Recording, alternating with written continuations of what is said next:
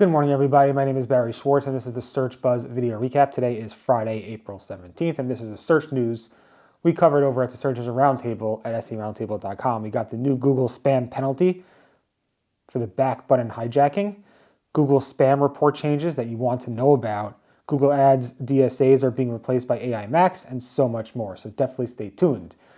And this episode is brought to you by Yahoo Scout. Yahoo's take on AI search is pretty interesting. It's an answer engine that doesn't hide the sources. You get clear AI-powered answers with context, but also at the same time you get strong citations and links so you can dig deeper and verify all that information yourself. It's all built around trusted sources, and the idea is that the open web will still matter. So check out Yahoo Scout at scout.com. Scout.com. Thank you, Yahoo, for sponsoring.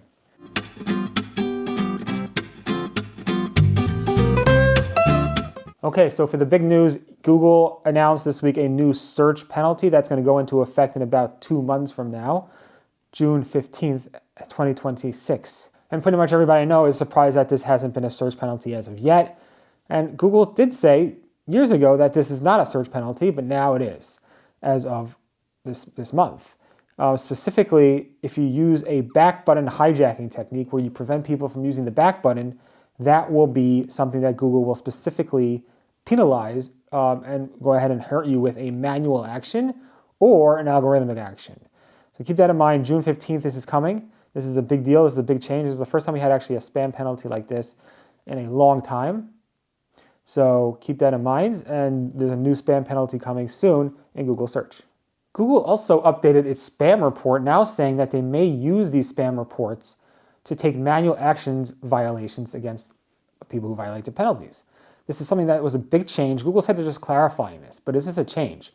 Back years ago, we actually reported that Google said they would not use spam reports for this purpose, and now they are using it. The other big zinger with this is that Google said whatever you write in the submission report verbatim to the site owner may be actually passed along verbatim, meaning if you put information in there, that spam report might go directly to the people you're reporting as spam with any information you put in there. So keep that in mind. Also, Google's told The Verge that basically they are very, very aware of both self-serving listicles and people trying to manipulate LLMs. So don't do it. In an email statement, Google spokesperson Jennifer Kurtz said that the company applies robust protections against common forms of manipulation in Search and Gemini. She also noted that the company is aware of low-quality listicle content abuse, and it works to combat that kind of abuse going forward. So keep that in mind, that Google is definitely aware of that information.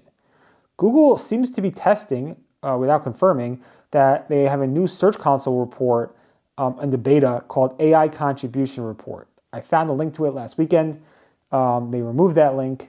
It seems to be a lot, it's hard to know. I haven't seen the actual report itself. All I saw was a link to that report called the AI Contribution Report. But I suspect it's a lot like the Bing Webmaster Tools AI Performance Report, where it shows you some more information about how your content's performing in the AI experiences within Google Search. Google is retiring dynamic search ads from Google Ads, and it's going to be replaced with AI Max. This is all happening soon. You could actually voluntarily upgrade your path right now. There's tools out there to upgrade, but these changes are coming sometime in September, where you're going to have to be forced to actually go ahead and move over to this new to the new AI Max experience exposed to dynamic search ads. Also, Google came out with its Google Ads safety report, where it had a lot of information in terms of data around how many ads and so forth are removed. It removed about 8.3 billion ads according to its safety report, which is up like 63% from previous years, which is a big number. There's a lot of data in there. I shared all the data. Here's a report of that if you want to take a look at that, but definitely take a look at that. And Google Ads also has simplified its enhanced conversion by consolidating that under one information, where you could toggle that on and off with an on and off switch, which is pretty cool as well. And then a new study published by the New York Times, written by Oumi, O-U-M-I, claims that AI overviews were accurate about 85% of the time, and then jumped with Gemini 3 to about 91% of the time, but still about that 10% of the time, 9% of the time, they're still not 100% accurate. So keep that in mind, that these AI overviews still have lots of holes in them. Good coverage by Morty. And then Google Maps also came out with their safety or transparency report showing that 292 million reviews were removed over the past year, with 13 million fake business profiles were removed as well. So here's more data on that. Google doesn't publish the same data every year for this report for some reason, but here it is. And then that Google Post feature in Google Business Profiles, where it lets you recur Google Posts, is now fully live. It's called Repeating Google Post. Darren Shaw spotted this in the Google Small Business Bulletin, and it's fully live now. If you go to your Google Post, you can actually say, I want to repeat this every so often. And that Google Post will go repeated on a schedule based on what you want. And Google updated a couple of its policies. One is Google updated the policy around reviews for like staff mentions. So some people seem to be encouraging their staff to go out and reach out and get some reviews. And that's now against Google's guidelines. They don't want you to encourage your staff to like have some contests to get reviews. And even then, also, Google said don't mention the staff's name in the actual review. So that's an update there. That was from Amy Toman. And then this other update was spotted by Hiriko Imai. She said basically that they updated the identity change policy, where merchants must accurately represent their business entities. Edits that attempt to significant change the nature of the business are often fraudulent or indicated that the business listing is to keep this information in search and maps accurate. Google may reject some of these edits and so forth. So that policy was also updated as well.